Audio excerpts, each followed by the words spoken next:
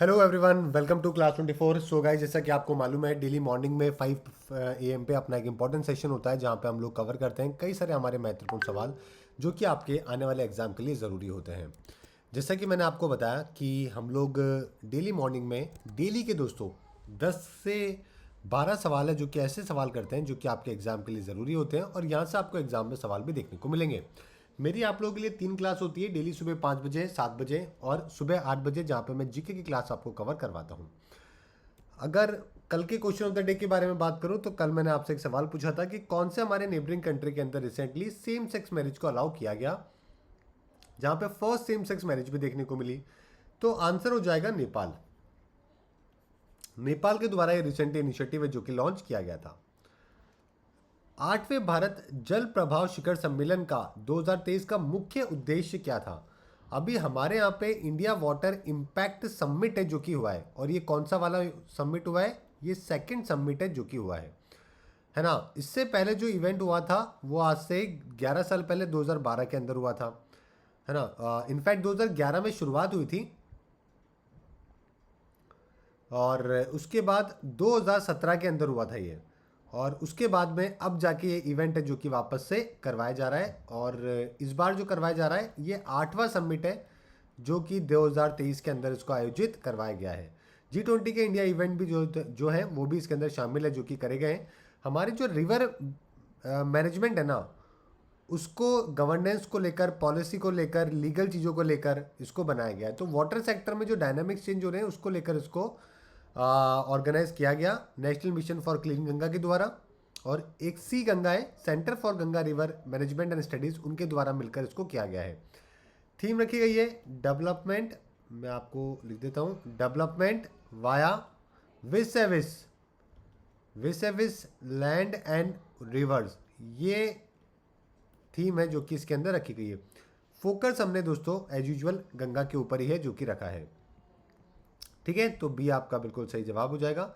Next सवाल है, जो हमारे देश में फास्ट ट्रैक स्पेशल कोर्ट बनाए गए वो कौन से केसेस को हैंडल करने के लिए बनाए गए हैं? तो अभी रिसेंटली हमने उनको एक्सटेंशन को बढ़ा दिया है। अभी 2026 तक हमने कर दिया है, 3 साल के लिए इनको और एक्सटेंड कर दिया गया है। रेप और पॉस्को एक्ट वाले केसेस जो कि इसके अंदर रजिस्टर करे जाते हैं, 2019 के अंदर इस इनिशिएटिव को लॉन्च किया गया था, है ना। जो भी एक्सक्लूसिव केसेस है वो इसमें देखे जाते हैं, और department of justice, ministry of law के द्वारा इसको इम्प्लीमेंट किया गया था। सेंट्रल के द्वारा इसका स्पॉन्सरशिप है जो कि करी जाती है। देश में 1023 फास्ट ट्रैक कोर्ट बनाए गए थे। एक जुडिशियल ऑफिसर, 7 स्टाफ मेंबर है जो कि हर एक कोर्ट में लगाने के लिए बोला गया था। अभी तक हमारे देश में 758 कोर्ट ही हैं जो कि बने हैं, और 30% के आसपास कन्विक्शन रेट भी यहाँ पे देखने को मिलता है।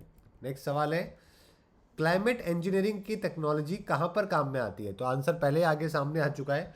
तो यूनेस्को की एक रिपोर्ट आई थी अभी रिसेंटली, उसके अंदर बोला गया था कि जो वल्नरेबल, नेग्लेक्टेड और जो मार्जिनलाइज इंडिविजुअल है ना पॉलिसी डिसीजन के अंदर, उनको क्लाइमेट इंजीनियरिंग में उनका बहुत बड़ा रोल है।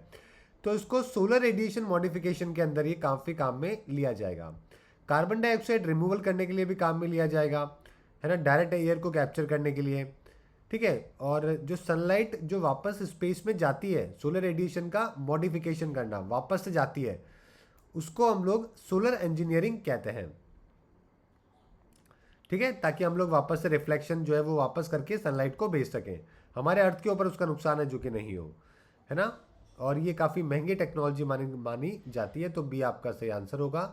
नेक्स्ट है, ग्लोबल बायोडाइवर्सिटी फ्रेमवर्क को स्टैब्लिश किया गया किस चीज़ के लिए? बताइए, इसका इस्टेब्लिशमेंट जो किया गया, 7th ग्लोबल बायोडाइवर्सिटी फ्रेमवर्क का इस्टेब्लिशमेंट किया गया। आ, अगर मैं बात करूं बायोडाइवर्सिटी के टारगेट को दोस्तों अचीव करने के लिए, ठीक है, ऑब्जेक्टिव यही है कि हम लोग हमारे टारगेट जो हमने अचीव करने के लिए बोला है, 23 ऐसे टारगेट है जो कि हमने सेट करें। आपको मालूम होगा कुनमिंग मॉन्ट्रियल प्रोटोकॉल के अंदर, Kunming Montreal global biodiversity framework है, तो वहाँ पर इसको सेटअप है जो कि किया गया था। तो बी आंसर है जो कि इसका होना चाहिए, बहुत ही इंपॉर्टेंट है आज के टाइम पे ये, है ना। ग्लोबल एनवायरनमेंट फैसिलिटी के द्वारा, वर्ल्ड बैंक के द्वारा सपोर्ट करके इसको चलाया जाता है। नेक्स्ट है, पर्पस आपको बताना है पीरियोडिक लेबर फोर्स सर्वे का क्या है? पीरियोडिक लेबर फोर्स का सर्वे का पर्पस ये है कि एम्प्लॉयमेंट और अनएम्प्लॉयमेंट के बारे में जानकारी देना। रिसेंटली दोस्तों बोला गया है कि अभी थोड़ा सा अर्बन एरिया के अंदर अनएम्प्लॉयमेंट है जो कि थोड़ी सी कम हो गई है ना। नेशनल सैंपल सर्वे ऑफिस के द्वारा इसको ऑर्गेनाइज करवाया जाता है 2017 से। ठीक है, वर्कर पॉपुलेशन कितना है, लेबर फोर्स पार्टिसिपेशन कितना है, क्वार्टरली के अंदर 2018 से स्टार्ट किया गया। एनुअल रिपोर्ट 2017 से लॉन्च करी गई। टोटल 20 रिपोर्ट है जो कि क्वार्टरली में आती है, एनुअल में 6 रिपोर्ट आती है और इसको करंट बेसिस के ऊपर वीकली बेसिस पे ऊपर देखा जाता है। और अर्बन एरियाज में ही क्वार्टरली निकालते हैं, एनुअल रिपोर्ट जो है रूरल और अर्बन दोनों एरिया में है जो कि निकाला जाता है। ठीक है, अनएम्प्लॉयमेंट रेट अभी 7.2% से 6.6% है जो कि एक साल के अंदर हो गई है, वही जानकारी यहाँ पे दी गई है। अगला सवाल आपका, नेल्सन रेफ्यूज अवार्ड ये किसको मिलता है? ये दोस्तों एक फॉर्मर सोमाली के रिफ्यूजी थे, है ना, उनके द्वारा बुक्स और एजुकेशन जो उन्होंने कीनिया के अंदर जागरूकता फैलाई उसको लेकर इस अवार्ड से सम्मानित किया गया है। हाई कमीशन फॉर रिफ्यूजीज का अवार्ड है जो कि उनको मिला है। नेल्सन एक नॉर्वेजियन साइंटिस्ट थे, उनके नाम पर इसको 1954 में रखा गया। मुथुरस्सी प्लावू ये क्या है? ये क्या है मुथुरस्सी दोस्तों? ये एक जैक फ्रूट है एक्चुअली, जो कि बहुत ही पुराना जैक फ्रूट है जो कि माना जाता है 400-500 साल पुराना है जो कि इसको माना जाता है।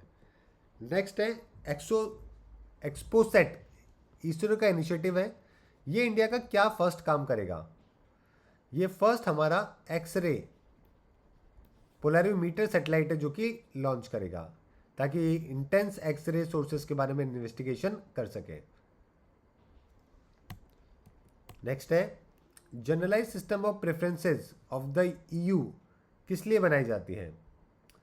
देखो, इंडिया और इंडोनेशिया, दो कंट्री के बारे में बता रहा हूँ। इंडिया और इंडोनेशिया दोनों टॉप 2 बेनिफिशियरी हैं आज के टाइम पे यूरोपियन यूनियन के जनरलाइज्ड सिस्टम ऑफ प्रेफरेंसेस को लेकर, है ना। अभी जो है ये लोग भी थोड़ा सा इसके ऊपर स्ट्रिक्ट हो रहे हैं, कॉम्पिटेटिव बनाने की कोशिश कर रहे हैं।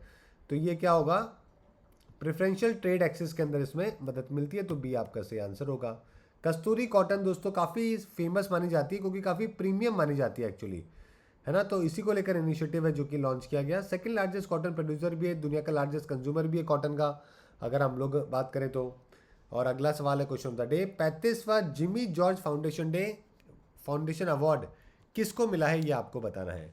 ऑलराइट, ये है आज का आपका इंपॉर्टेंट सेक्शन। आईबी का बैच दोस्तों लॉन्च हो चुका है, डेली सुबह क्लास हो रही है मेरी 11 बजे, तो ज्वाइन करना मत भूलिएगा। आईबी के अंदर आपको टीयर 1, टीयर 2 और इंटरव्यू की भी प्रिपरेशन है जो कि यहाँ पे करवाई जाएगी। 300 घंटे का कोर्स है, 40 से 50 आपको फ्री टेस्ट है जो कि इसमें साथ में अवेलेबल हो रहा है। और आपको रेफरल कोड यूज़ करना है IB40 यूज़ करते ही दोस्तों आपको 3000 रुपये का ये कोर्स पड़ेगा और इसके अंदर हम लोग सब कुछ प्रिपेयर है जो कि करने वाले हैं।